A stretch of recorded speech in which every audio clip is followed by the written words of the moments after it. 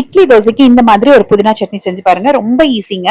சமையல் கத்துக்கிறவங்க பேச்சுலர்ஸ் எல்லாருமே ரொம்ப சுலபமா செஞ்சிடலாம். டேஸ்டாவும் இருக்கும். நான் இன்னைக்கு 2 கைப்பிடி புதினா எடுத்திருக்கேன். அதுக்கு பாத்தீங்கன்னா ஒரு பெரிய வெங்காயம், 4 பல் பூண்டு, 4 தக்காளி, ஒரு துண்டு புளி எடுத்திருக்கேங்க. புதினா நல்லா கழுவிட்டு தண்ணி வடிச்சு எடுத்து வச்சிருக்கேன். நல்லா 2 கைப்பிடி நரைச்சு எடுத்து வச்சிருக்கேன். அரை கட்டு அளவுக்கு புதினா தலை. இப்போ ஒரு வானலியில 2 ஸ்பூன் அளவுக்கு எண்ணெய் ஊத்திக்கலாம். எண்ணெய் சூடானதுக்கு அப்புறமா நம்ம வெட்டி வச்சிருக்க வெங்காயம், பச்சை மிளகாய், பூண்டு இது 3ஐயும் சேர்த்து நல்லா வதக்கிக்கலாம். புளி கடைசியில சேர்த்துக்கலாங்க. இது கொஞ்சம் நல்லா வதக்கிக்கலாம். மீடியம் ஃப்ளேம்ல வச்சுக்கோங்க. அப்பப்ப கலந்து விட்டு வெங்காயம் நல்லா கலர் மாறுற வரைக்கும் வதக்கிக்கோங்க. புதினா துவையல் பாத்தீங்கன்னா கடலை பருப்பு, உளுந்து பருப்பு எல்லாம் வறுத்துட்டு பண்ணுவோம் தேங்காய் சேர்த்து. இது கொஞ்சம் வேற மாதிரி பண்ணியிருக்கேன். ரொம்ப ஈஸியாவும் இருக்கும், டேஸ்டியாவும் இருக்குங்க. இப்ப வெங்காயம் நல்லா கலர் மாதிரி வதங்கிருச்சு.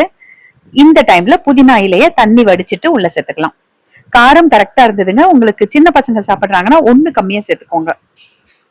இப்ப புதினாவையும் சேர்த்துட்டு ஹை ஃப்ளேம்ல வச்சு ஒரே ஒரு நிமிஷம் வதக்கி விட்டீங்க அப்படின்னா நல்லா இலைகள் எல்லாம் சுருண்டுரும். இது ரொம்ப நேரம் கலர் மாதிரி வதங்கணும்னு அவசியம் கிடையாது. இப்ப சுருண்டதுமே அடுப்பு ஆஃப் பண்ணியாச்சு. புளி இருக்கு இல்லையா, எடுத்து வச்சிருந்தோம் இல்லையா, அதையும் சேர்த்து கலந்து விட்டுறலாம். புளி கொஞ்சம் சாஃப்டானதான் அரைப்படும், அதனால அதுவும் சேர்த்து கலந்து விட்டாச்சு.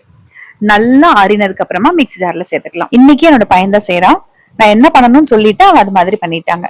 அரை ஸ்பூன் அளவுக்கு உப்பு ஆறினதுக்கு அப்புறமா மிக்ஸி ஜார்ல சேர்த்துட்டு அரை ஸ்பூன் உப்பு, 2 ஸ்பூன் அளவுக்கு பொட்டுக்கடலை கம்மியாவே சேர்த்துக்கோங்க. நீங்க பொட்டுக்கடலைக்கு பதிலா ஒரு 2 ஸ்பூன் தேங்காய் துருவல் கூட சேர்த்துக்கலாம். அதுவும் நல்லா இருக்கும். இல்ல பொட்டுக்கடலையும் தேங்காய் துருவலும் சேர்க்காமையே கூட செய்யலாம். சட்னி கம்மியா தான் வேணும், நல்லா பச்சையா வேணும்னா பொட்டுக்கடலையும் தேங்காயும் சேர்க்காம செய்யலாம். இல்ல சேர்த்து செய்யறதா இருந்தா கொஞ்சம் குவான்டிட்டி அதிகமா கிடைக்குங்க. அவ்வளவுதான். மிக்ஸி ஜார்ல இருந்து கப்ல சேர்த்தாச்சு. மிக்ஸி ஜார்ல ஒரு 1/4 டம்ளர் அளவுக்கு தண்ணி கலந்து ஊத்திக்கலாம். உங்களுக்கு இன்னும் கொஞ்சம் தண்ணியா வேணும்னா இன்னொரு அரை டம்ளர் கூட தண்ணி நீங்க சேர்த்துக்கலாம். நாங்க இன்னைக்கு தாளிக்கலங்க. தேவைப்பட்டா ஒரு ஸ்பூன் எண்ணெயில கடுகு, உளுந்து பருப்பு, கருவேப்பிலை தாளிச்சு சேர்த்துக்கோங்க.